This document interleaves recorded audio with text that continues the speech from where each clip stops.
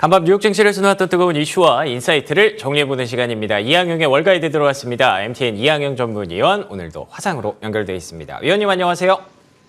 네, 안녕하세요. 이항영입니다. 네, 반갑습니다. 자, 오늘의 인사이트 먼저 열어보도록 하겠습니다. 오늘의 인사이트는요. 산타랠리의 치안 증시, 산이 높으면 골도 깊다. 근데 솔직히 뭐 취할만 하죠. 최근의 상승세면 다들 굉장히 기쁜 노래를, 콧노래를 부르고 계실 텐데 또 이럴 때 또 조심해야 됩니다. 골도 깊으니까요. 어떤 부분들을 좀 조심해야 될까요?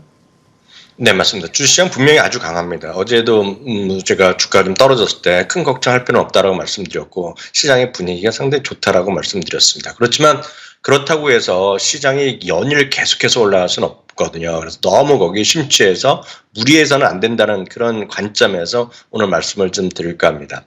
오늘까지 해서요. 다우지수가 최근 11일 중에 10일이나 올라가는 상승세를 보여줬습니다. 최근 미국 증시 진짜 강한데요. 최근 한 달만 한번 따로 떨어져서 보면은요. 다우가 6.0% 올라갔고요. S&P 500이 3.9%, 나스닥이 4.6%, 그리고 중소형주가 밀집되어 있는 러셀 2000은 무려 12.1%나 올라갔기 때문에 이거 지금 1년에 이 정도 올라가도 대단한 건데 이것이 한 달에 올라간 것 자체는 엄청난 강한 반등을 이어줬고요. 특히 이렇게 상승하는 것은 내년도에 장밋빛 전망이 연말이라서 많이 좀 쏟아지는 경향이 분명히 있습니다. 그리고 흔히 얘기해서 포머죠. 나 혼자 좀 외톨이 됐다. 그런 심리에서 자금유입이 확산된 거를 제가 월요일 아주 집중적으로 설명드리고 있는데요. 어떤 자금유입이 확산되면서 거침없는 수급도 긍정적인 요인도 사실입니다. 다시 한번 확인드리지만 12월 18일 월요일자 하루예요. 단 하루입니다.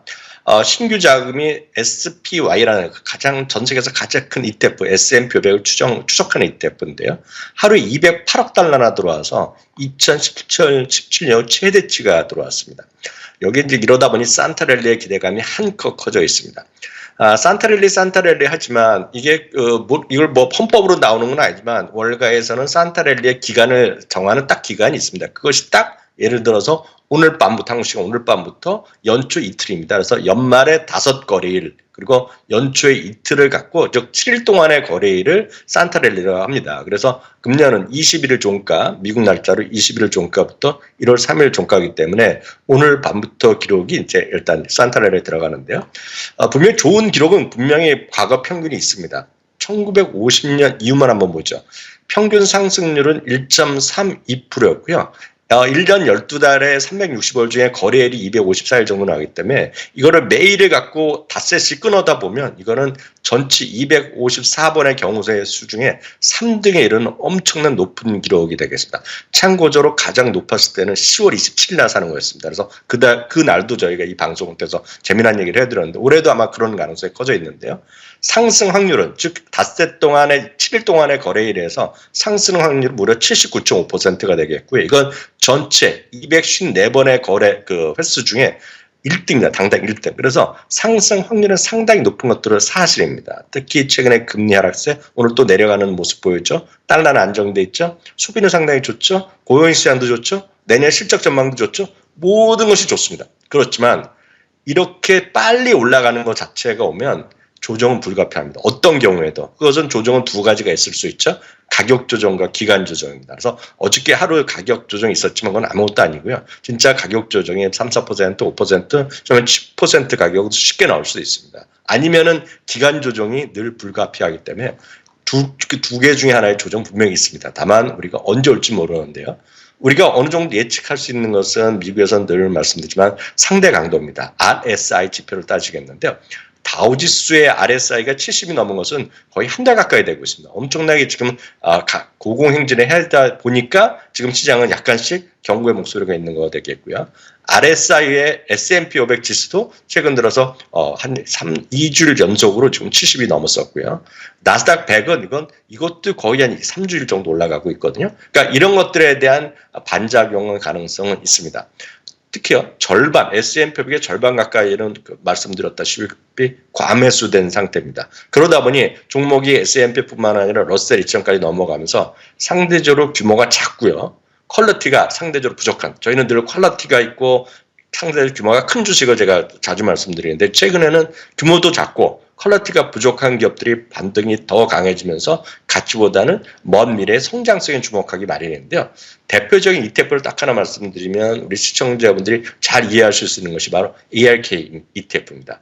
대표 ETF는 ARKK는요. 10월 말 대비 한 달 반 만에 거의 지금 41%나 급등하는 모습이었습니다. 다만 이런 시장에 대해서 경고가 있냐 없냐 분명히 경고가 있고요. 이런 경고가 바로 어저께 파이낸셜 타임즈에서 바로 이런 산타랠리는 나쁜 산타랠리라는 경고의 메시지가 나왔기 때문에 이 얘기가 저도 좀 많이 틀렸으면 하지만 분명히 이런 시각도 있다는 것도 여러분 염두에 두시고 너무 무리해서는 안 된다 이렇게 말씀드립니다. 5가지는요. 대형 기술주 7개, 매그7 주식이 지난주에 소유용지 대비 상대적으로 저조한 성과를 냈다는 것이고요. 두 번째는 저희도 자주 인용해드리지만 이익을 못 내는 기업들, 예를 들어서 non-profitable 아니면 unprofitable tech stock index라는 게 골드만삭스에 있는데요. 이 지수랑 공매도가 집중된 기업 리스트들이 있는데요. 이것이 지난주에 무려요. 한 주간에 8%와 12%나 급등했고요. 세 번째는 앞서 말씀드렸다시피 밸런스십, 대체대조표가 강한 것이 아니라 상대적으로 취약한 기업들, 이런 것들이 지난주에 유럽과 미국 모두 급반등하는 데 했고요. 네 번째는 스펙 기업의 주가가 3.7% 올라가면서 10월 말 이후 20% 올라왔습니다. 스펙 기업이 많이 올라가는 것은 항상 끝물에 나타나는 현상이라고 보셔야 되겠고요.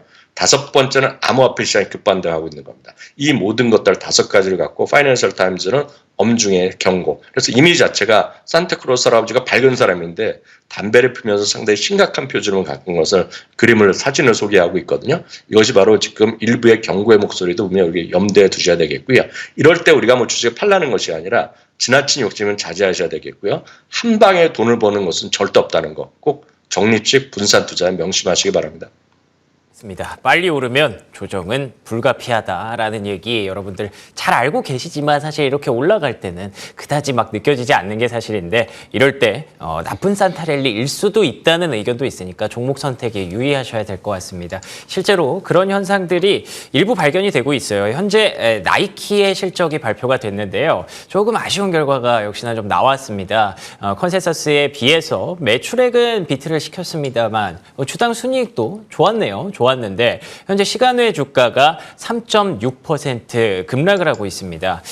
이렇다는 점에서 뭔가 가이던스가 좀 아쉬웠다든지 아니면 경기 둔화에 대한 시그널이 확인됐다든지 최근에 저희가 페덱스에서 그 흐름을 좀 봤잖아요. 그렇기 때문에 이 소비재 관련된 종목들에 한해서는 약간의 좀 불확실성과 두려움도 좀 남아있다라는 쪽으로 해석이 됩니다. 현재 시간외 주가 4%까지 낙폭을 좀 확대하고 있네요. 혹시 이 부분도 위원님이 좀 코멘트를 해주실 수 있을지 궁금한데 나이키 현재 실적과 시간의 주가 어떻게 평가하시는지 궁금합니다.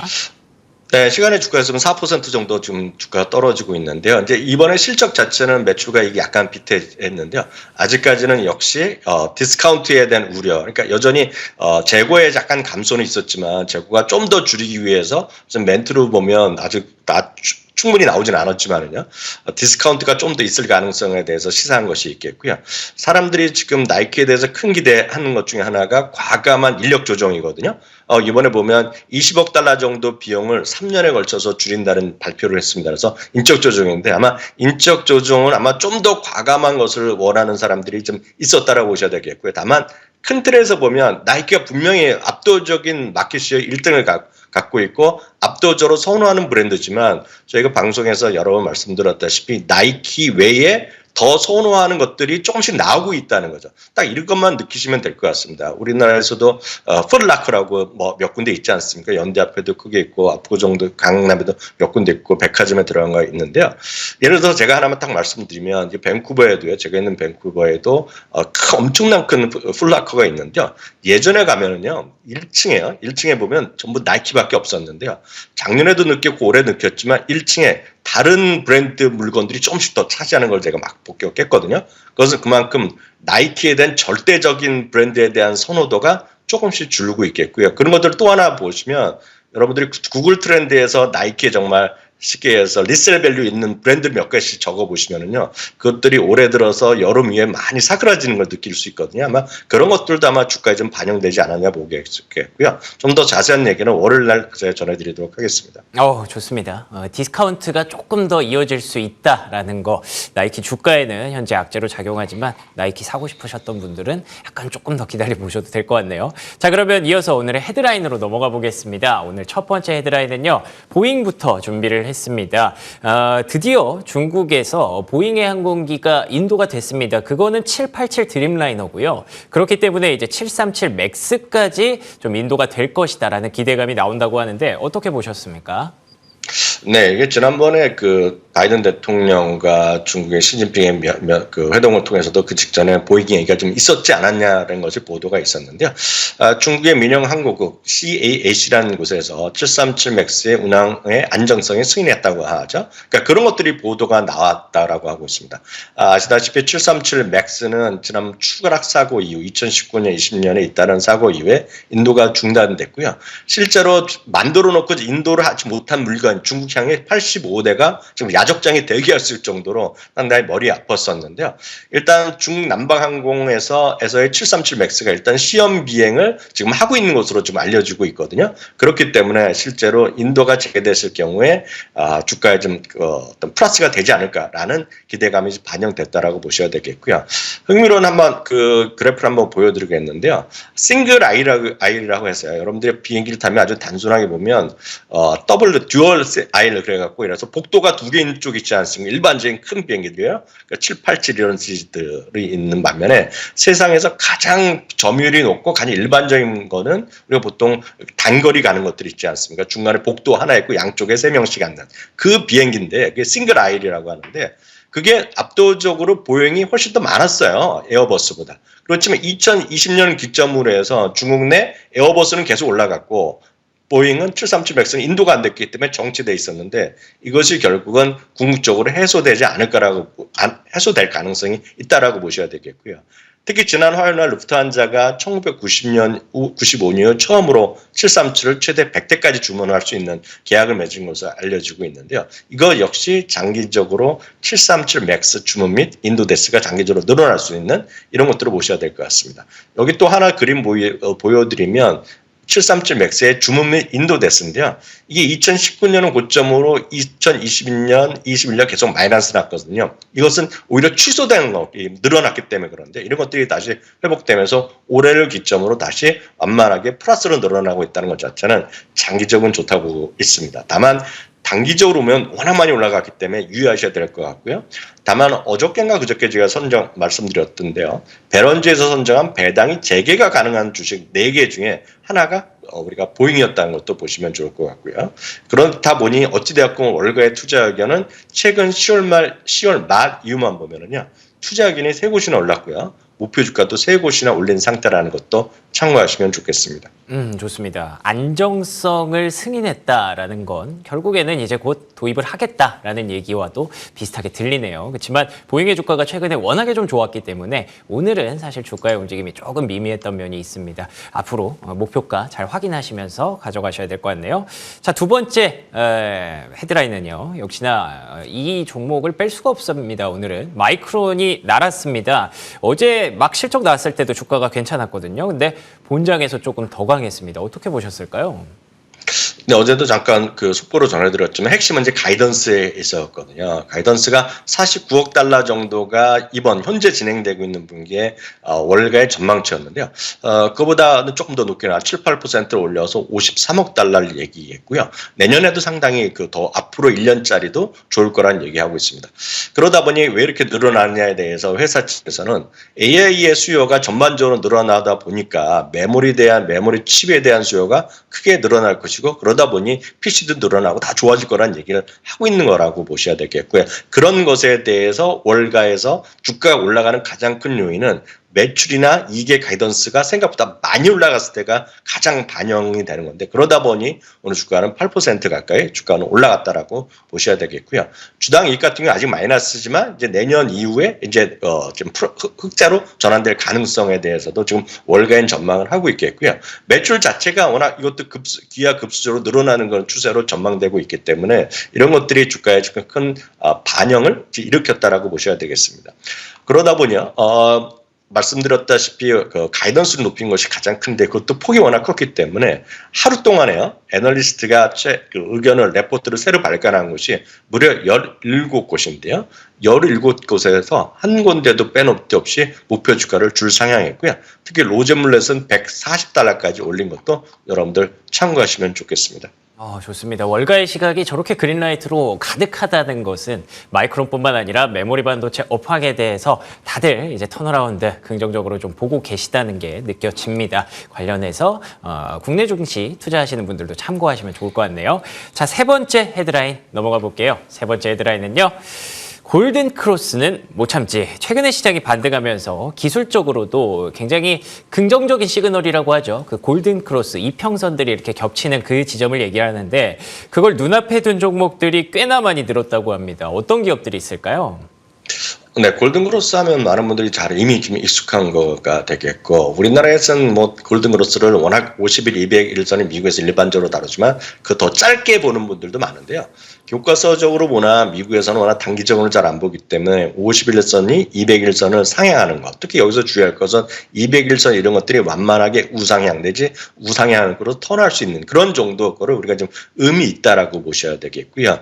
골든크로스가 일시적으로 나면 일시적으로 뭐 조정이 있다. 뭐 그런 얘기도 하지만 궁극적으로 보면 골든크로스 해석은 장기 추세의 상승을 시사하는 것으로 이해하는 정도로 편하게 이해하시면 좋겠습니다. 그래서 오늘 여기 나온 것들은 CNBC에서 소개한 것은 골든크로스가 이미 났거나 아니면 나는 것에 아주 임박해 있는 그런 기업들을 몇 개를 소개하고 있습니다. 그래서 다들 아시는 거기 때문에 간단히 종목부터 소개해 드리면은요. 첫 번째는 골든크로스입니다. 골든크로스는 이미 골드만삭스입니다. 골드만삭스는 이미 골든크로스를 발생시켰는데요.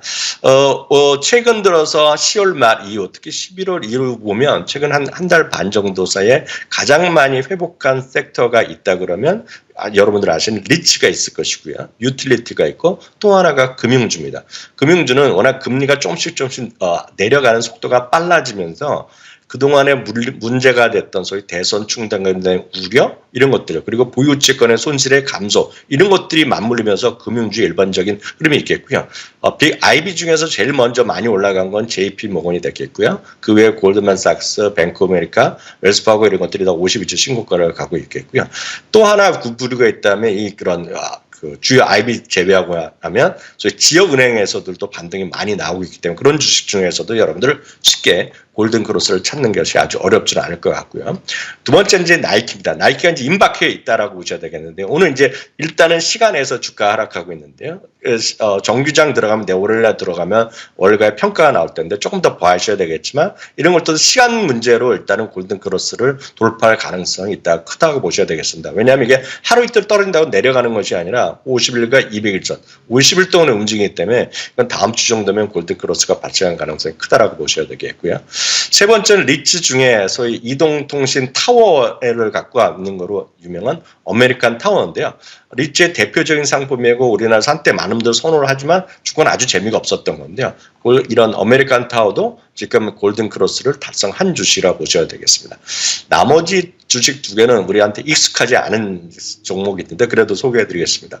노보크 서던 코퍼레이션이라는 곳인데요. 미국의 철도 서비스 기업 중에 하나입니다. 최근 들어서 미국의 유틸리티라든가 정확히 산업재 섹터에 속해 있는데요. 이런 운송회사들이라든가요. 아니면 그런 전반적인 산업재 중에서 우리한테 익숙하지 않은 웨이스트 매니지먼트라는 폐기물 업체들 이런 것들이 주가가 상당히 강한 흐름을 보여주고 있는데요. 일반적으로 최근 들어서 철도 운송회사들 주가가 좋은데요. 이것 역시 주가가 51선 돌파가 아마 다음 주 정도 되면 아마 시도가 나올 가능성이 큽니다. 그래서 이런 것도 한번 봐두실 필요가 있겠고요.